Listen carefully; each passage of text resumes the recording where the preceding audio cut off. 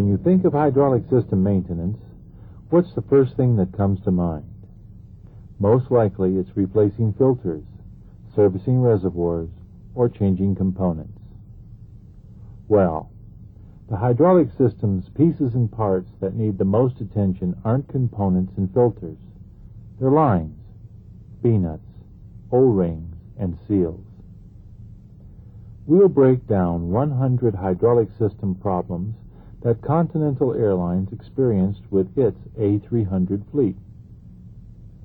16 of the problems will have to do with indicators and pressure-operated switches. 11 problems will be caused by system servicing difficulties. 11 more of them will be component failures caused by mechanical breakage. 24 of them will be component failures caused by internal leakage. The remaining 48 problems are because of leaking hydraulic tubes, B-nuts, O-ring packings, and other types of seals. That means that 48 of every 100 hydraulic system problems are caused by a simple plumbing failure. However, these problems cause the greatest number of flight delays and cancellations. These simple plumbing problems can also be real hard to fix if you don't know the basic hydraulic plumbing rules. If you don't work carefully and follow these rules, your work may be the cause of the next hydraulic leak that delays or cancels a flight. Let's look at these basic hydraulic plumbing rules. Always work clean in cap-open lines. Contamination that gets into a system or collects on sealing surfaces can cause leaks, internal and external. Hydraulic fluid itself is a contaminant. It can eat paint and decals. When hydraulic fluid is allowed to penetrate a composite structure, it will attack the core material and reduce it to mush. Once a composite assembly has been attacked, its structural integrity will be lost.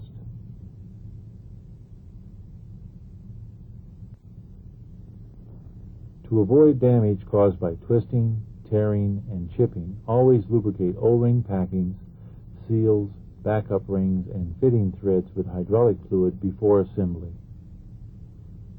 When assembling hydraulic system fittings, be sure that seals and backup rings are properly positioned before torquing the connection.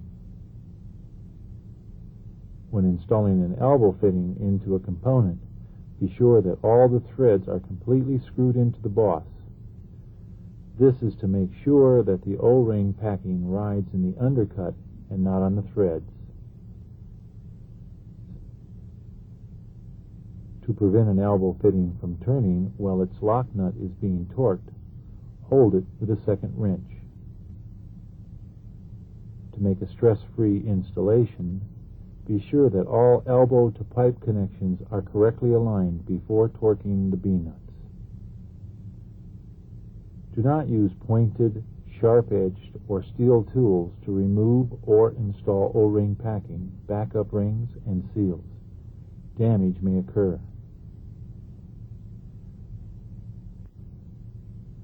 Never reinstall used O-ring packings or seals.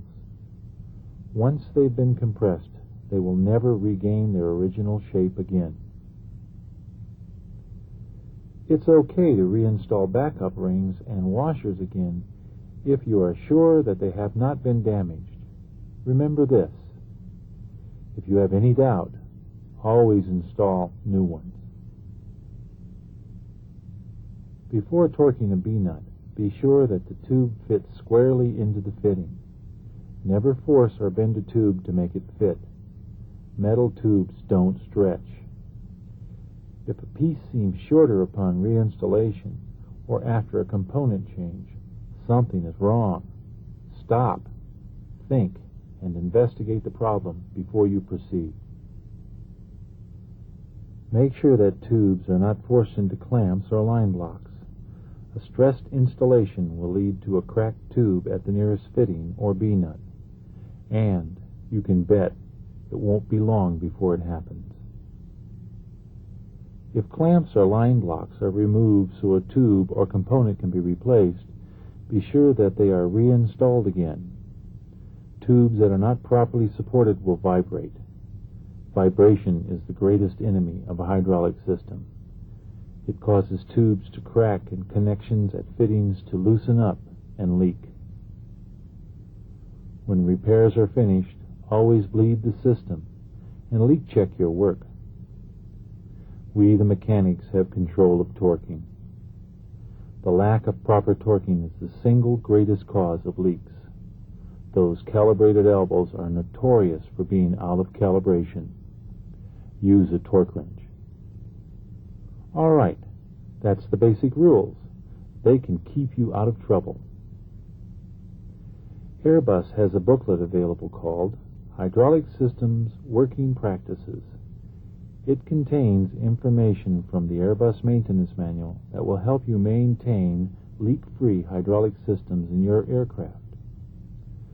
The subjects covered are simplified schematics, general tips to prevent leaks, pipe connection torque values, and precautions to avoid line chafing. Let's take a closer look. We'll start with torquing. As we've said, when it comes to preventing hydraulic leaks, proper torquing is important. You simply can't get the correct torque without using a torque wrench. If, by chance, you get the correct torque without a torque wrench, you just got lucky, and luck has no part in our business. Every time you torque a B-nut, union, or fitting, the first thing you must ask yourself is, what kind of material is this tube made from, and what's its diameter? The material is usually steel or aluminum. When the material is steel, it will either be thin-walled stainless, it's called cress, or titanium. Aluminum is also called light alloy. With this information, the correct torque is at your fingertips. Look it up in the maintenance manual. You will always find it in Chapter 20, Section 23, Subsection 12.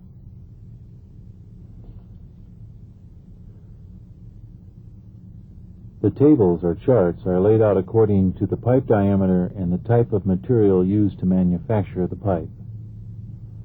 Okay, you've got the right torque value. Back at the airplane, you discover that you can't reach the B-nut with just a torque wrench and crow's foot. You need an extension. When you add the extension, the lever length changes.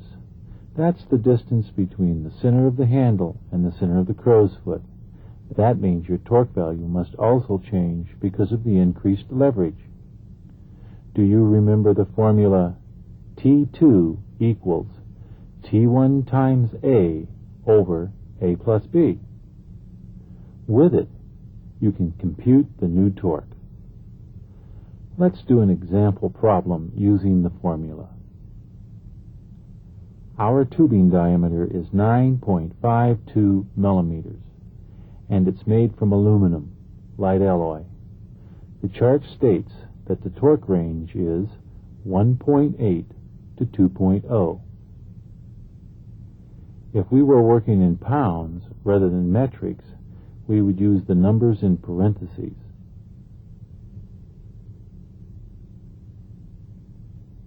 Okay, T1 is the required torque at the union. It's 2.0, which is the upper limit of our acceptable torque range. A is the lever length of the torque wrench. It's 300 millimeters. B is the lever length of the extension. It's 100 millimeters. Now it's only simple math. 2.0 times 300 millimeters equals 600. 300 millimeters plus 100 millimeters equals 400. 600 divided by 400 equals 1.5. So, T2, torque reading at the wrench dial, equals 1.5, our new value.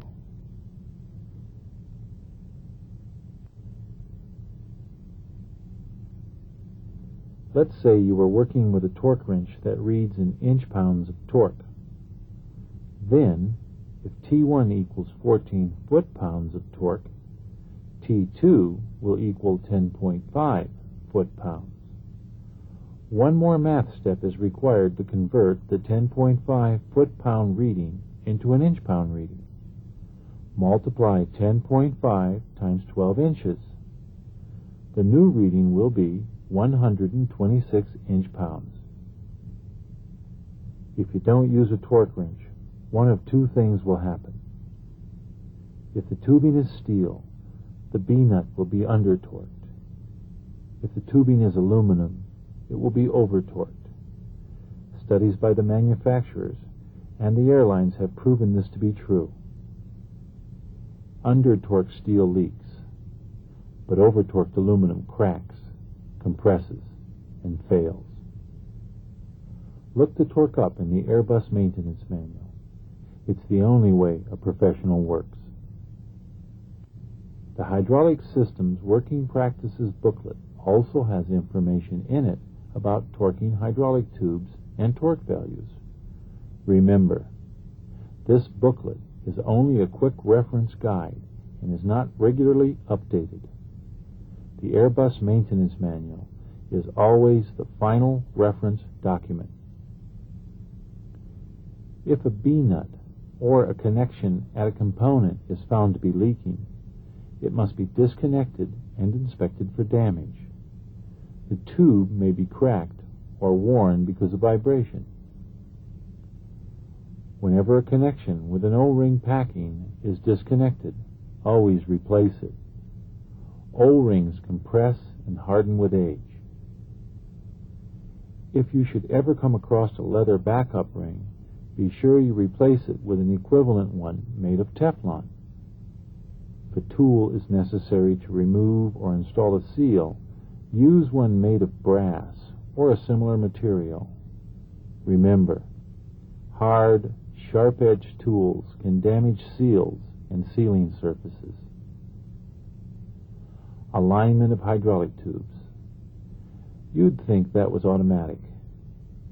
When an airplane is designed, the component positions are determined and the tubing is formed to make all the connections. Unfortunately, tubing cannot always be formed to make a connection. The turn may be too tight or structure may be in the way. When this happens, an elbow fitting must be installed, and we are responsible for its alignment. You can find elbows on components, at bulkheads, and in other tight locations. When installing an elbow, be sure you screw it in until it's at the proper depth. If it makes a connection between a tube and a component, remember, the O-ring must ride in the undercut designed for that purpose. Once you have gotten the proper depth, turn the elbow until it aligns with the tube. Now tighten the B-nut with your fingers.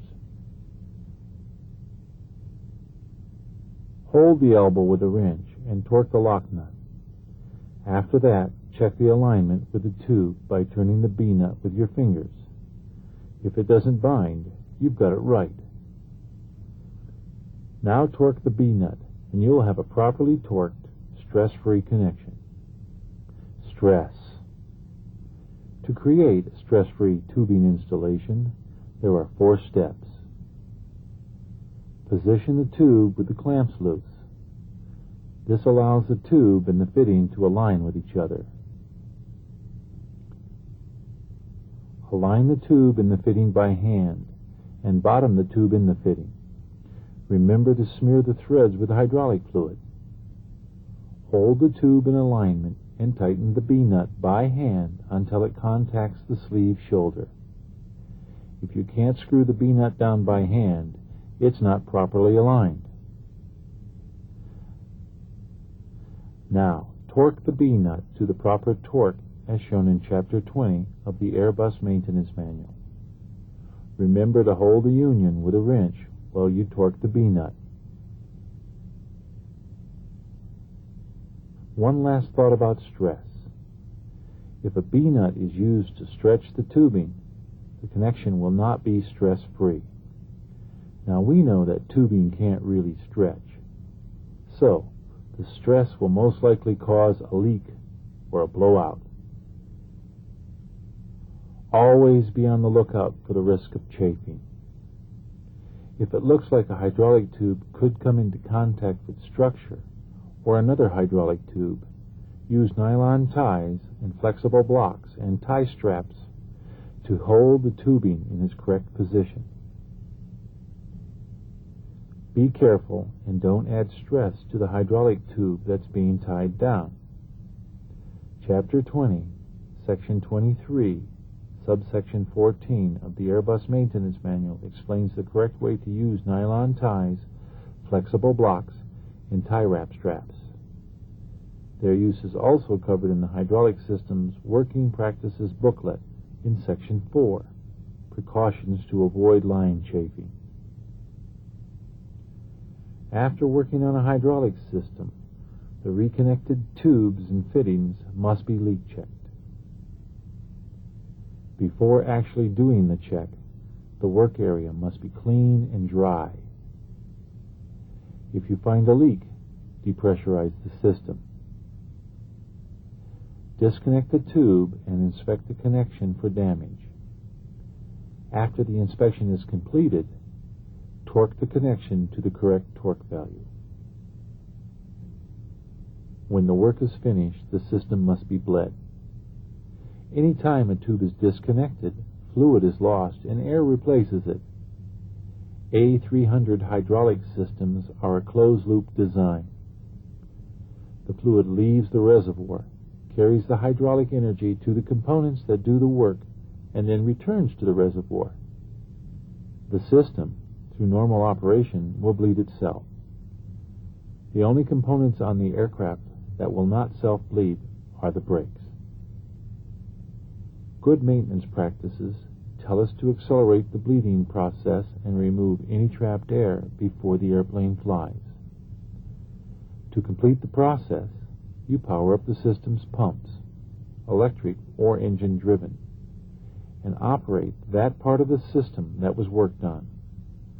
The trapped air will move to the reservoir and be vented overboard. Be sure to check the reservoir fluid level after the hydraulic system is bled. It may need to be serviced. All right, that's it. But I want to say one more time that it's important to use a torque wrench and to look up the correct torque value in Chapter 20 of the Airbus Maintenance Manual. Work smart. Be smart. You're a professional.